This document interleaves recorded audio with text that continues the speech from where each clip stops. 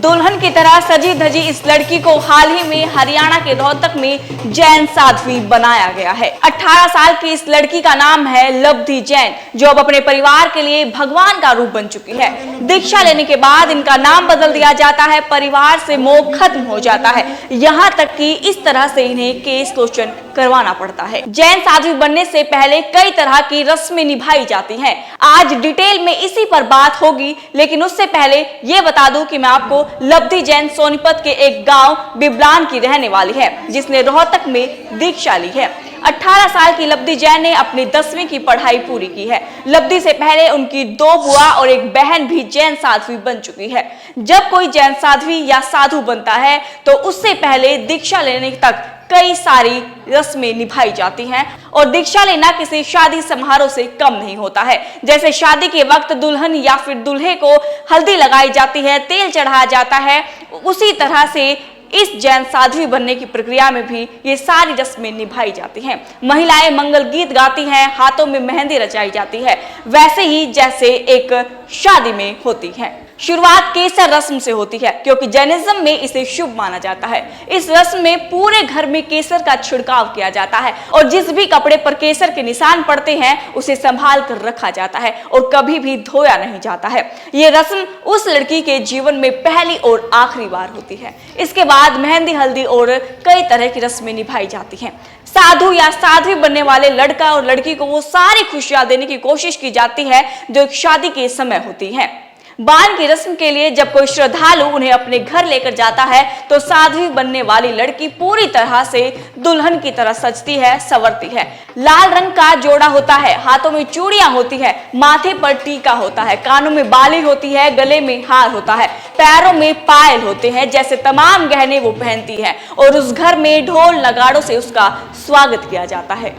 इसके बाद आता है दीक्षा का दिन, जिसका सबको इंतजार होता है, लेकिन उससे पहले दीक्षार्थी अपने पेरेंट्स से आखिरी बार मिलते हैं और गले लगाते हैं। बहन अपने भाइयों को राखी आखिरी बार बांधती है। सबसे पहले दीक्षार्थियों की कलश यात्रा निकाली जाती है। दीक्षा सेरेमनी में देश भर से जैन साधु आते हैं और उनकी ही मौजूदगी में दीक्षा दी जाती है।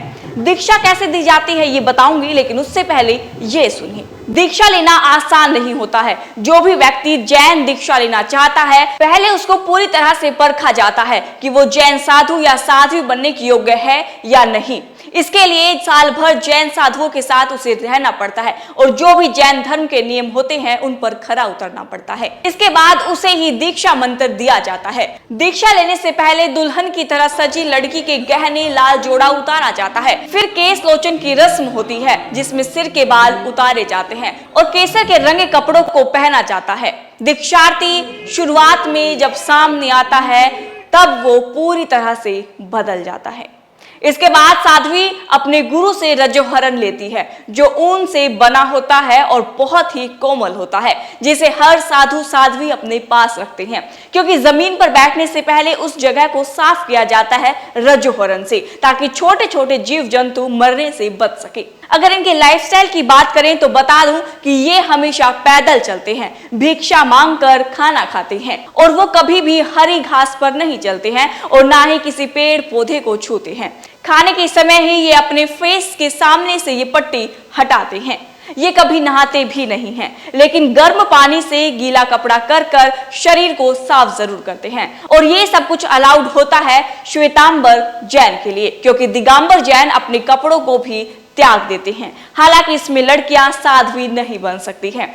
जैन धर्म में 5 नियमों का पालन किया जाता है, जिसमें पहला है अहिंसा, यानी किसी भी जीवित प्राणी को चोट पहुंचाने या मारने से बचाना और हर तरह की हिंसा से दूर रहना। दूसरा है सत्य, यानी कभी भी झूठ नहीं बोलना, हमेशा सच्चाई के रास्ते पर चलना। तीसरा है अस्थेय, यानी किसी भी चीज को बिना अनुमति के नहीं लेना, फिर चाहे वो खाने की चीज हो या पीने की।